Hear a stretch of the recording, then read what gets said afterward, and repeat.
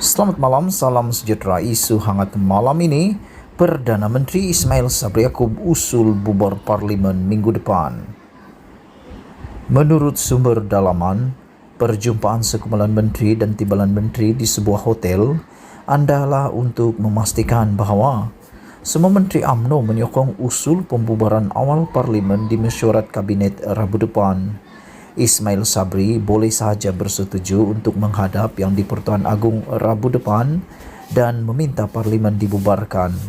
Namun Seri Paduka Baginda Tuanku tidak semestinya perlu mencetuskan pilihan raya umum, kata sumber daripada Regi Jesse Retaudin. Ramai bertanya kepada beliau sama ada Perdana Menteri Datuk Seri Ismail Sabri Yaakob akan bersetuju dengan kluster mahkamah dan menasihati Yang di-Pertuan Agong dalam masa terdekat untuk membubarkan parlimen. Regi Jesse menjawab bahawa saya tidak mungkin tahu kesudahannya, tetapi menjangkakan bahawa satu atau dua kejutan besar bakal berlaku dalam masa terdekat. Ini kerana kluster mahkamah hendak parlimen dibubarkan secepat mungkin, dan saya jangkakan Ismail Sabri akan ditekan untuk menghadap Yang di-Pertuan Agong seawal Rabu depan untuk meminta parlimen dibubarkan. Apakah itu sebabnya sekumpulan menteri dan timbalan menteri UMNO berjumpa semalam? Menurut sumber dalaman, perjumpaan itu adalah untuk meyakinkan sekumpulan menteri dan timbalan menteri yang kurang bersetuju dengan pembubaran awal parlimen agar usul tersebut disokong oleh semua menteri UMNO. Ini untuk memastikan bahawa mesyuarat kabinet yang membincangkan pembubaran awal parlimen akan mendapat sokongan majoriti. Adakah Ismail Sabri tertekan untuk mencetuskan pembubaran parlimen? Nampaknya begitulah. Sebagai syarat menyokong pembubaran awal parlimen, Ismail Sabri boleh sahaja menuntut kepastian daripada Datuk Seri Dr. Ahmad Zahid Hamidi, mungkin dalam bentuk hitam putih bahawa dia akan menjadi calon tunggal Perdana Menteri jika Barisan Nasional memenangi pilihan raya umum ke-15. Namun Zahid boleh menolak tuntutan ini dan memberikan kata putus kepada Ismail Sabri, sama ada secara pribadi atau sebagai wakil kluster mahkamah untuk mencetuskan pembubaran parlimen dalam masa terdekat. Andai kata Zahid berbuat demikian dan andai kata Ismail Sabri mengingkari Zahid, kluster mahkamah boleh membuat salah satu daripada beberapa perkara berikut, antaranya memasukkan perjanjian dengan Datuk Seri Anwar Ibrahim dengan persetujuan bahawa Anwar akan menjadi calon Perdana Menteri dalam tempoh tertentu selepas pilihan raya umum ke-15. Syaratnya, Pakatan Harapan perlu segera membatalkan MOU bersama kerajaan dan bersetuju untuk membentuk kerajaan bersama Barisan Nasional selepas pilihan raya umum ke-15. Menunggu sehingga 31 Julai 2022, iaitu tarik luput MOU sebelum menarik sokongan terhadap Ismail Sabri bagi menumbangkan kerajaan adalah pilihan yang kedua. Dalam kedua-dua senario ini, Ismail Sabri tidak akan menjadi calon Perdana Menteri Barisan Nasional. Namun, Zahid sendiri tertekan kerana jika kluster mahkamah menumbangkan kerajaan pimpinan Ismail Sabri, Yang di-Pertuan Agong boleh memilih untuk tidak mencetuskan pilihan raya umum dan sebaliknya menubuhkan mageran. Atas sebab itulah kluster mahkamah terdesak untuk memastikan bahawa mesyuarat kabinet yang membincangkan pembubaran awal parlimen akan mendapat sokongan semua menteri UMNO. Saya difahamkan ini bagi meningkatkan tekanan terhadap Ismail Sabri untuk mencetuskan pembubaran parlimen dan meningkatkan kemungkinan diadakan pilihan raya umum. Barangkali itulah sebabnya Datuk Seri Najib Tun Razak mengadakan program mengejut di Pulau Pinang dan mengarahkan sekumpulan individu untuk menyambut kedatangan beliau. Pada pendapat saya, ini adalah propaganda untuk meyakinkan Yang di-Pertuan Agong bahawa pilihan raya umum perlu diadakan segera kerana Barisan Nasional terlalu kuat sehingga mampu menjinakkan DAP di Pulau Pinang. Siapakah calon Perdana Menteri kluster mahkamah? Menurut sumber, kluster mahkamah mahukan sama ada Datuk Seri Najib Tun Razak atau Datuk Seri Muhammad Hassan menjadi calon Perdana Menteri.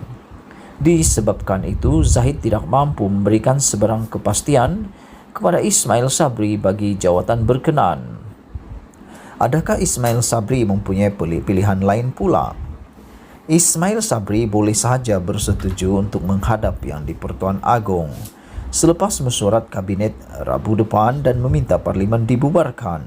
Namun, Seri Paduka Baginda Tuanku tidak semestinya perlu mencetuskan pilihan raya umum. Sebaliknya, Yang di-Pertuan Agong boleh memilih untuk menubuhkan mageran selepas membubarkan Parlimen atau menolak nasihat Perdana Menteri dan mengisytiharkan darurat politik. Banyak lagi pilihan yang ada pada Yang di-Pertuan Agong dan saya jangkakan kluster mahkamah kini berada dalam keadaan cemas kerana apa sahaja boleh terjadi sekiranya Seri Paduka Baginda Tuanku tidak bersetuju pilihan raya umum diadakan dalam masa terdekat. Sumber dipetik daripada thethirdofforce.net. Sekian isu hangat petang ini. Jangan lupa tinggalkan komen anda, sila tekan butang subscribe dan kita jumpa lagi. Bye-bye. Mai sini. Ada gosip nak aku beritahu kepada kamu semua. Dengar-dengarnya ada beberapa orang ahli parlimen, kabinet, menteri dan timbalan menteri yang diarahkan supaya letak jawatan. Siapa orangnya? Ikuti terus ulasan ini. Mai sini, aku nak cerita dengan kamu semua dulu. Beberapa hari yang lepas, satu usul kerajaan yaitu usul SOSMA telah ditolak dan telah menang dengan undi 86 berbalas 85. Undian itu memberikan kemenangan kali pertama kepada pembangkang untuk usul kerajaan.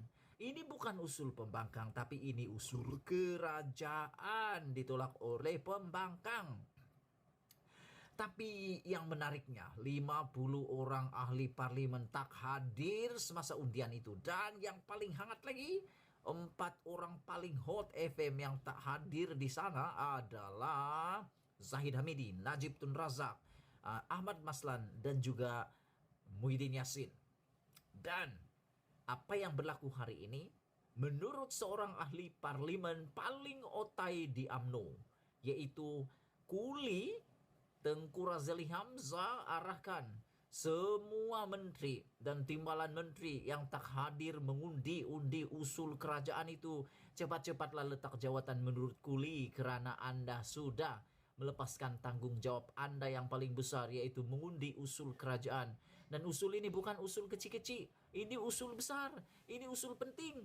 Ini bukan usul sekadar usul biasa, ini bukan usul tentang jual kari pap, ini bukan tentang usul tentang jual mie goreng ke apakah. Ini soal keselamatan negara. Tapi menurut beberapa orang penganalisis politik, pemerhati politik, mereka seperti tidak mengambil berat tentang peranan SOSMA ini. Jadi selepas ini, kalau SOSMA ini luput pada bulan Julai nanti, bermakna Malaysia sudah tidak ada undang-undang untuk lagi seperti ISA. Nah, jadi ini satu berita yang agak mengecewakan kita. Menurut Kuli, sepatutnya menteri-menteri ini, timbalan-timbalan menteri ini yang masuk dalam kabinet Ismail Sabri Yaakob patut dipecat kerana tidak melakukan tanggung jawab mereka yang sepatutnya. Mereka tidak mengundi, dan menurut Hamzah Zainuddin dalam pendedahannya petang tadi, ada beberapa orang yang waktu pembentangan, waktu perdebatan, waktu pembentangan soal isu SABSOSMA ini mereka ada dalam dewan, tapi menjelang pengundian tiba-tiba mereka keluar dewan dan tidak muncul-muncul lagi dan hilang entah kemana, menjadi hantu ke apakah. Itu yang dicakap oleh Hamzah, dan menurut Hamzah mungkin mereka tak suka dengan dia sehingga mereka tak nak mengundi. Akhirnya kerajaan kalah. Jadi saya memang setuju juga dengan Kuli. Kalau menteri, timbalan menteri yang sepatutnya tanggung jawab mereka menentukan dasar keselamatan negara, undang-undang negara ini, patut mengundi, patut menentukan nasib rakyat ini. Kalau mereka secara sukarela letak jawatan, itu yang terbaik. Menurut Kuli, mereka patut bertanggung jawab, cepat-cepat letak jawatan, kerana mereka sudah melupakan tanggung jawab dan mereka gagal menjalankan tugas mereka sebagai ahli parlimen yang mengundi Dan kenapa tidak hadir kita pun tak tahu. Ada beberapa orang yang sudah memberikan penafian kenapa mereka tidak hadir. Salah satu orang yang paling top adalah Kuli. Kuli katakan, Kuli pula, Ahmad Maslan. Ahmad Maslan mengatakan beliau tidak hadir kerana Anda tahu apa masalah dia? Dia tak tahu ada pengundian. Biasalah, itulah Ahmad Maslan kan. Dia memang ada jawaban yang paling luar biasa. Nasib baik dia tak bagi pantun. Kalau dia bagi pantun lagi lah hebat kan. Jadi Ahmad Maslan katakan dia tak tahu ada pengundian itu sebab dia tak buang undi. Najib pula katakan dia tak dapat mengundi kerana dia ada di parlimen. Tapi ada satu cebisan tweet yang mengatakan bahawa beliau aku lupa sudahlah apa yang dia cakap tu dan macam terkantoi pula. So itu isu hangat petang ini. Sebelum kita berpisah, sila tinggalkan komen kamu. Adakah Anda bersetuju dengan Kuli yang mengatakan perlu menteri dan kabinet tidak bertanggung jawab ini yang menyebabkan usul kerajaan kali pertama kalah di Dewan Rakyat. Ini rekod Malaysia tahu. Gagal dimenangkan. Kuli kata perlu letak jawatan. Ikuti terus berita penuh selepas ini. Tapi sebelum itu tinggalkan komen Anda. Kalau kamu setuju, mereka perlu letak jawatan, tekan butang like, komen, dan share video ini. Kita jumpa lagi. Bongkar jangan tak bongkar, ulas jangan tak ulas, ulas jangan malu-malu, bongkar sampai terlonde. Kita jumpa lagi. Bye-bye.